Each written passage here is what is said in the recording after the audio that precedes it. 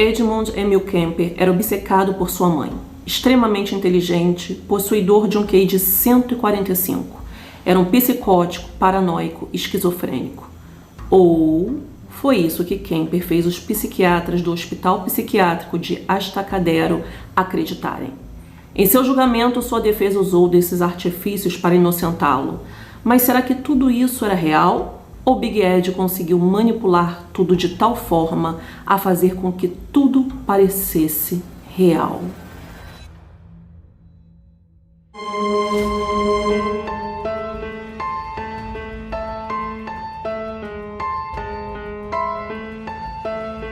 Sejam bem-vindos novamente ao nosso canal Serial Crimes. Mais uma sexta-feira macabra com um caso capaz de deixar qualquer um de cabelo em pé, que envolve obsessão, loucura e crime.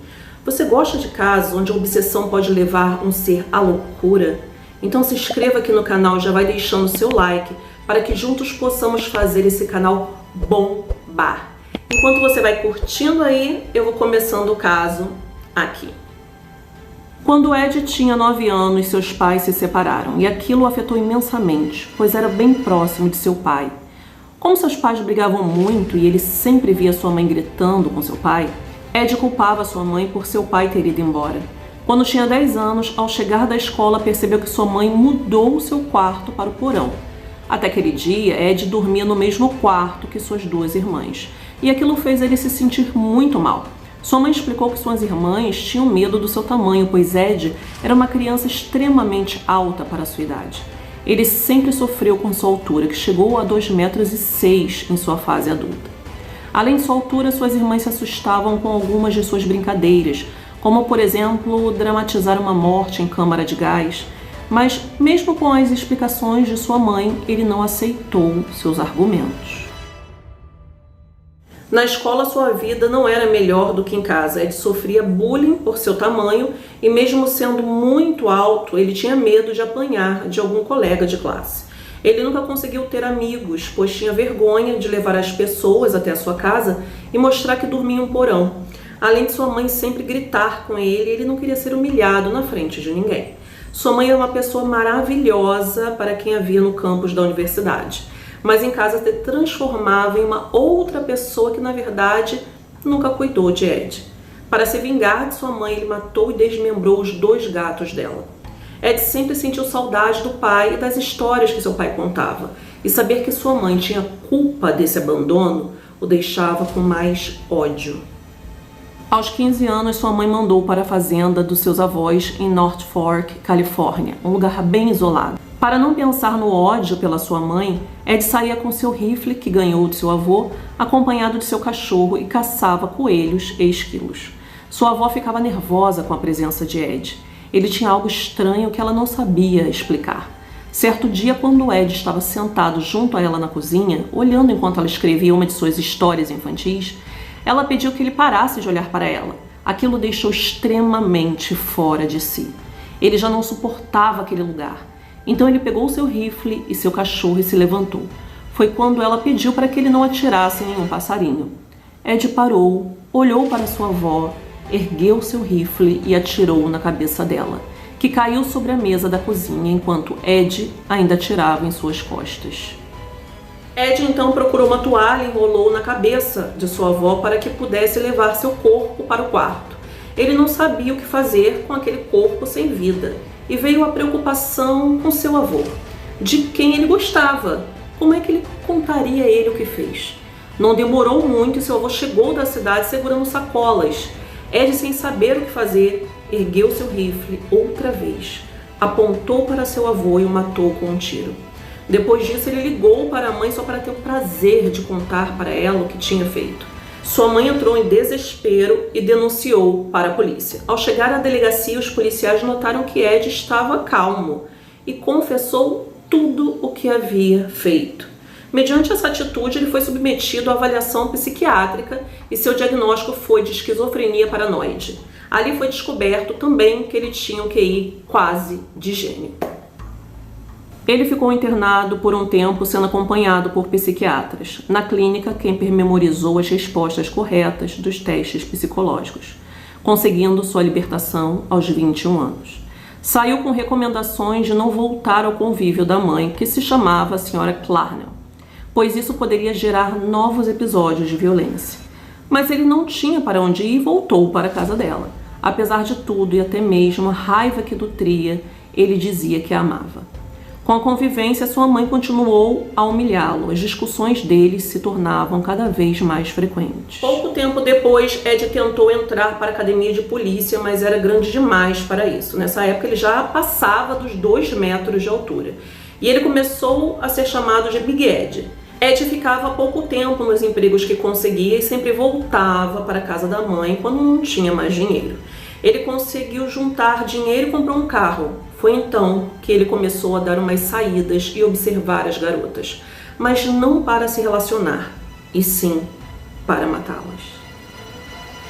Foi então que entre maio de 1972 e fevereiro de 1973, Kemper começou a matar estudantes do sexo feminino que pegavam carona com ele. Ele as levava para áreas rurais isoladas e as matava com facadas, tiro ou sufocava as vítimas. E depois levava de volta para seu apartamento, onde ele iria fazer sexo com todos os seus corpos decapitados e depois dissecá-los. Ele costumava sair para caçar suas vítimas após ter brigado com a sua mãe.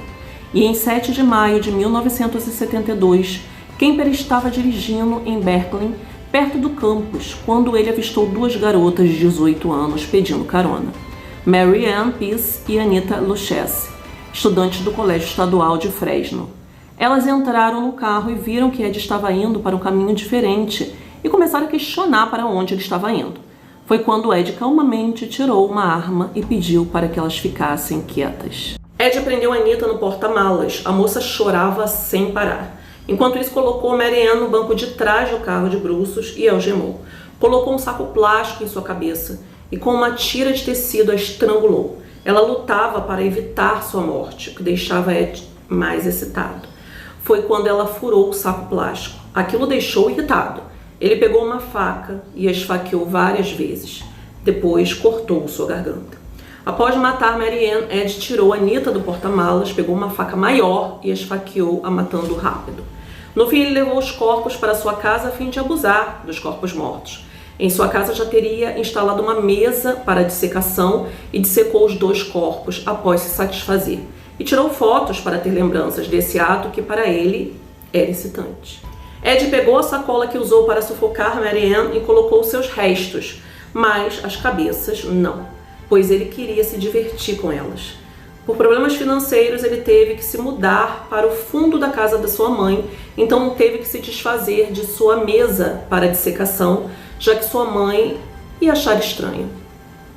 Na noite de 14 de setembro de 1972, Aiko Cole estava no ponto de ônibus cansada de esperar por seu ônibus, quando Ed ofereceu uma carona a ela. Aiko aceitou, mas já dentro do carro ela viu a arma de Kemper e entrou em pânico. Mas ele calmamente explicou que aquela arma era para ele se suicidar e que ela não fizesse nenhum sinal para a polícia que nada iria acontecer a ela. Ed dirigiu em direção às montanhas, saindo da estrada, parou o carro e atacou a moça, sufocando-a até desmaiar. E quando ela acordou, Ed sufocou outra vez.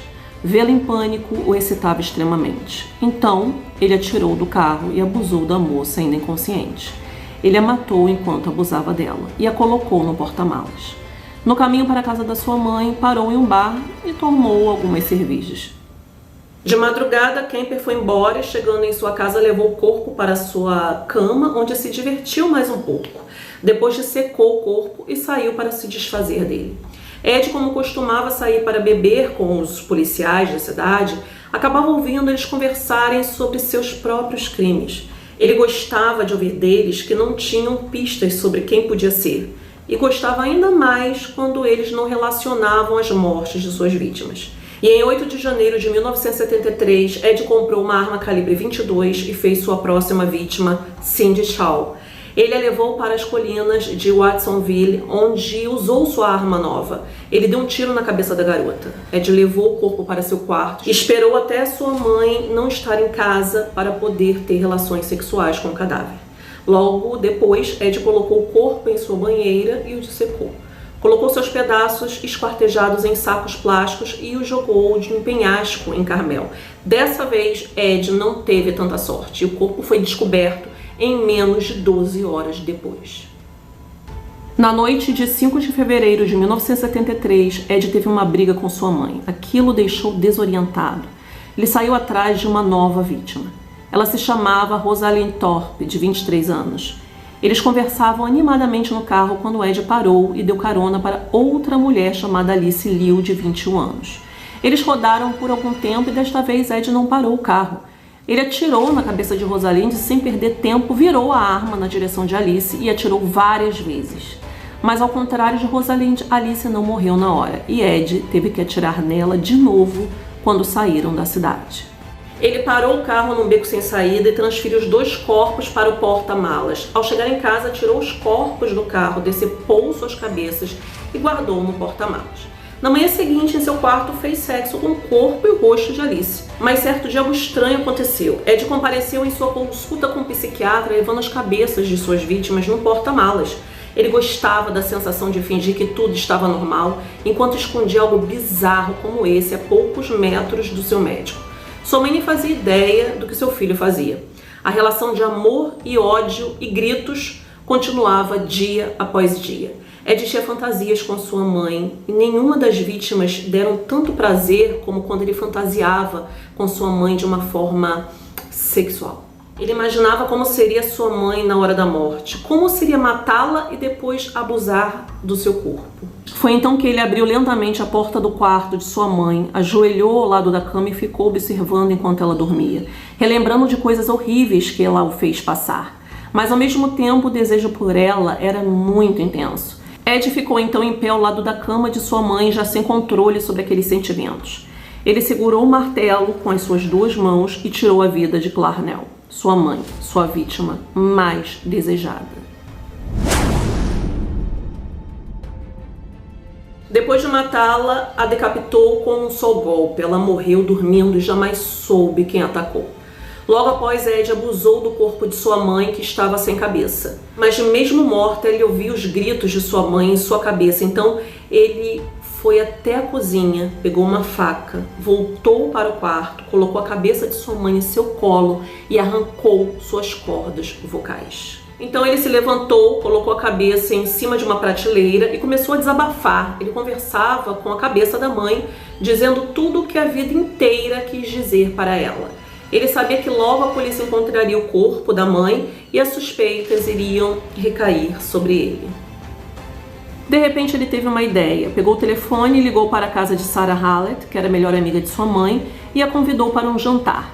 Ele arrumou a mesa para 2 pessoas e ao entrar, Sarah não teve tempo nem de pensar. Levou uma pancada na cabeça e foi estrangulada até a morte por Kemper.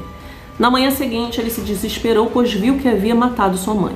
Era um domingo de Páscoa. Ed entrou no carro de Sarah e começou a viajar sem rumo. Depois de um tempo, abandonou-o num posto, alegando que precisava de alguns reparos.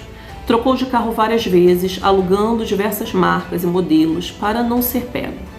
Mesmo viajando sem rumo, começou a pensar o quanto poderia ficar famoso por seus crimes. O mundo precisava conhecê-lo. Ed foi parar em Pueblo, no Colorado. Ele parou para comprar jornais e ver o noticiário, esperando ouvir sobre o que teria feito. Mas ninguém noticiou seu assassinato. Ninguém falava sobre ele. Como assim ele não foi sequer citado como suspeito na morte de sua mãe? Então ele alugou um quarto de motel e ligou para a polícia de Santa Cruz, dizendo-se responsável por 8 crimes. Mas ninguém na polícia acreditou. Para seus conhecidos policiais, Ed não passava de um rapaz que tinha muita vontade de se tornar policial. Então ele insistiu nas ligações até que acreditassem nele.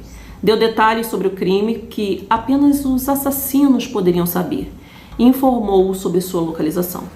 A polícia atravessou 3 estados para achá-lo e Ed ficou esperando, sentado. Em seu depoimento, Kemper disse que guardava cabelo, dentes e peles de algumas das vítimas como troféus.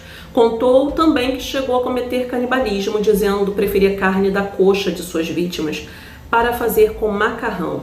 Comia suas vítimas para que fizesse parte dele. Várias cabeças de vítimas foram encontradas enterradas no jardim de sua casa, viradas de frente para o quarto de sua mãe, já que ela adorava ser vista por todos. Kemper levou os policiais de Santa Cruz a todos os lugares que utilizava para se livrar dos corpos. James Jackson foi designado pela corte para ser seu advogado de defesa e a ele só restou alegar que seu cliente não estava de posse das plenas faculdades mentais no momento dos crimes. Várias testemunhas foram trazidas para tentar estabelecer a insanidade de Kemper, mas o promotor destruiu o depoimento de cada uma delas. O Dr. Joel Forte, que foi testemunha de acusação, acabou com as chances de Kemper e seu advogado quando afirmou que o réu não era paranoico e esquizofrênico. Ele utilizou-se de todos os registros para provar que Ed era apenas um obcecado por sexo e violência. E tão carente de atenção que durante o julgamento chegou a tentar o suicídio cortando os pulsos com uma caneta esferográfica. Forte também afirmou que se Ed Kemper fosse solto, mataria outra vez o mesmo tipo de vítima.